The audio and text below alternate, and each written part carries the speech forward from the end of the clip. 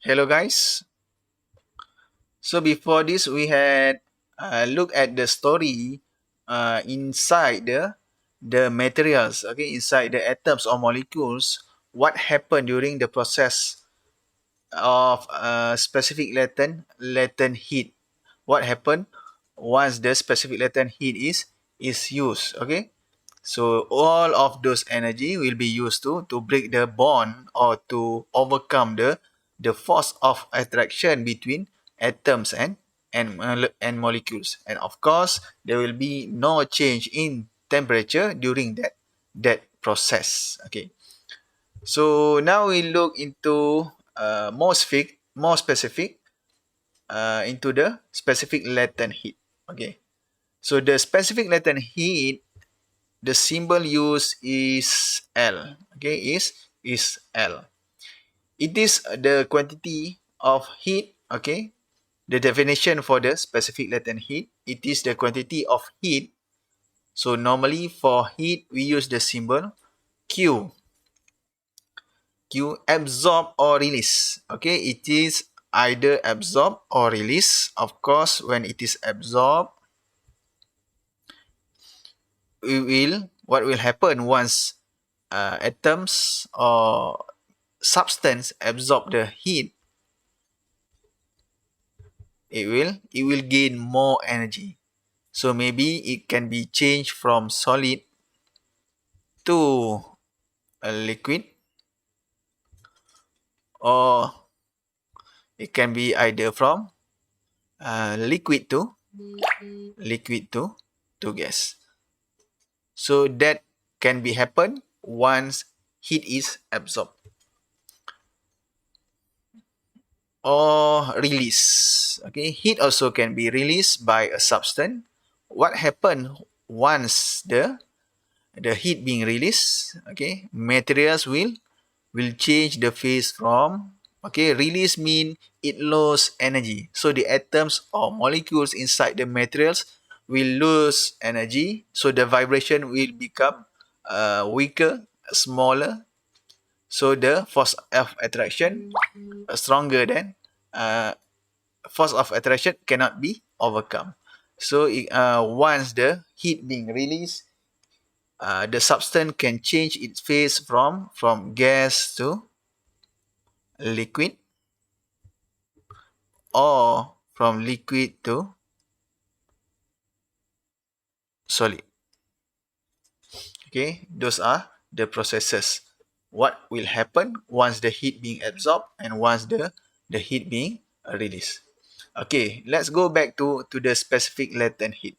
Okay, so specific latent heat is the quantity of heat absorbed or released during phase change. Okay, during the phase change. This means during the process where the material or substance want to change its phase from just what we had written here, from solid to liquid, or liquid to gas, gas to liquid, or liquid to solid. So this process, heat absorb or release during the phase change. So who require this? Who will absorb or who will release this amount of heat? 1 kilogram of substance. 1 kilogram of substance without change in temperature. Of course, there is no change in temperature, or change in temperature is equals to 0. So L, if we write it in formula form, so L equals to amount of heat absorbed or released, Q, okay, Q stand for heat, by 1 kilogram substance. 1 kilogram is the unit for mass. Okay, so it is mass, heat per unit mass, Q over M.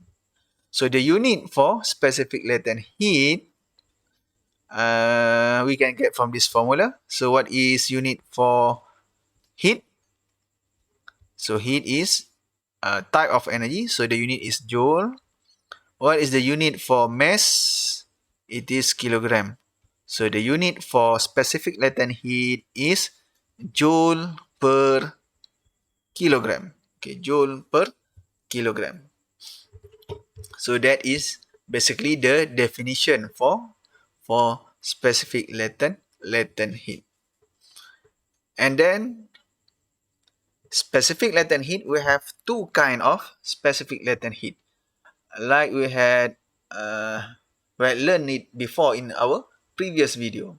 So the first one we call it as specific latent heat of fusion. Okay, here we have specific latent heat of fusion. So the symbol used is LF. F stand for fusion. So fusion or specific latent heat of fusion is the quantity of heat. So again, we have quantity of heat required, meaning absorb or release. Okay, absorb or release to change 1 kilogram of substance from solid to liquid without change in temperature. Okay, 1 kilogram substance from solid to liquid without change in temperature. Okay, that is the definition for specific latent heat of fusion. So whenever you heard the word fusion, okay, together with the specific latent heat, so that means it is the amount of heat Q required to change 1 kilogram of substance, the phase of 1 kilogram of substance from solid to liquid. Okay, solid to liquid. So let's say we have a substance, 1 kilogram, and then we want to change to liquid. Okay, to liquid. So here we have solid.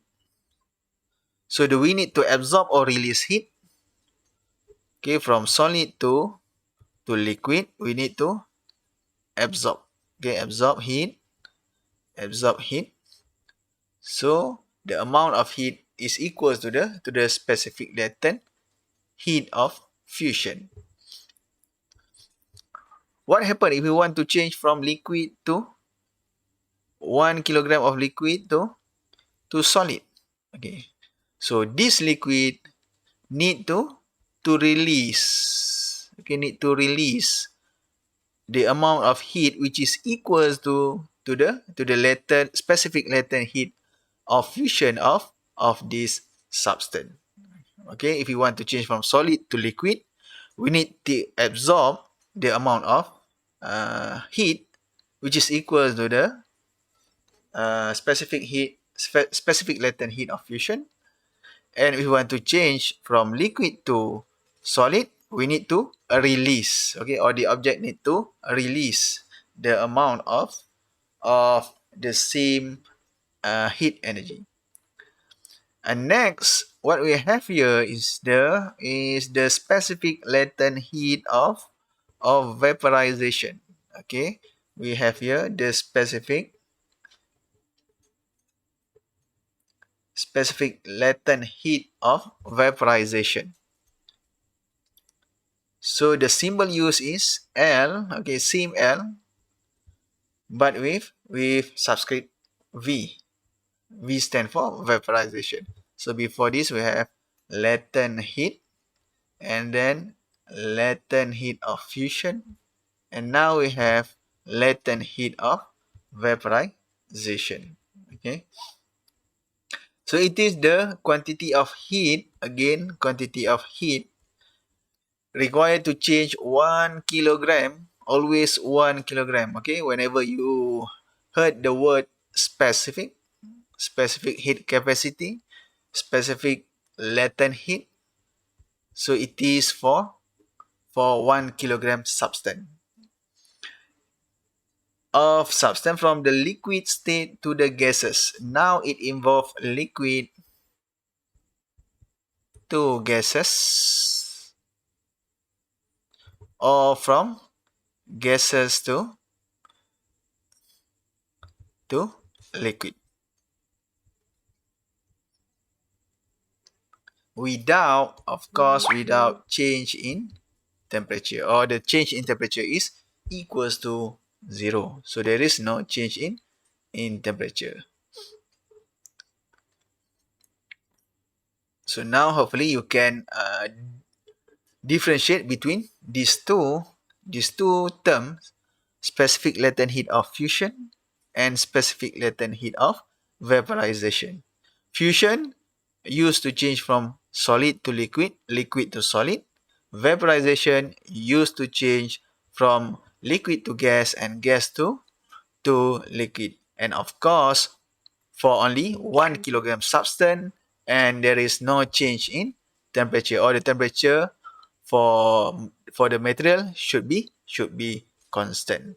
So that's all about the specific latent heat as the physical quantity. Okay, thank you.